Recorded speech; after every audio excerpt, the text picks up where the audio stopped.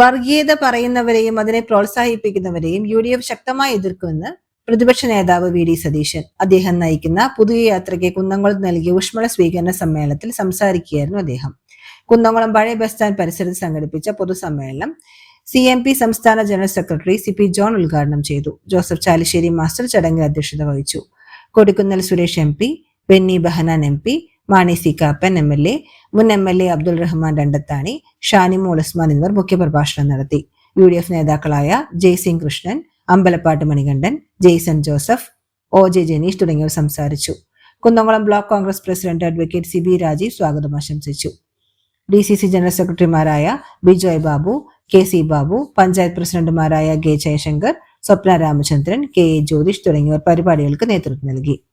വൻ ജനപങ്കാളിത്തത്തോടുകൂടിയായിരുന്നു യാത്രയെ കുന്നംകുളം നഗരം വരവേറ്റത്. അയ്യപ്പന്റെ സ്വർണ്ണം ഓപ്പറേഷനിൽ ഒരു ഫെസ്റ്റിവൽ നടത്തി CPM ഭരിക്കുന്നുണ്ട്.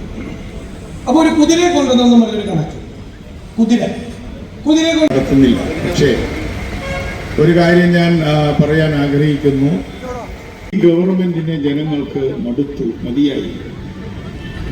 പലരും പറയുന്നുണ്ട് ഈ ഗവൺമെന്റ് വന്നില്ലെങ്കിൽ UDF ഗവൺമെന്റ് 40-ലധികം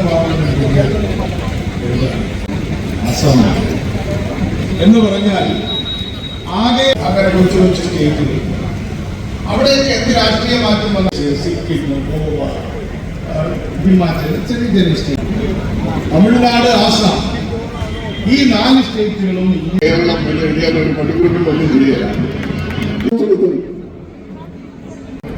ഉദ്ഘാടനം ചെയ്ത CMPയുടെ നേതാവ് നമ്മുടെ അപ്പൊ അതുകൊണ്ട് ഈ നടക്കുമ്പോൾ അതിലെ ഏറ്റവും വലിയ പ്രത്യേകത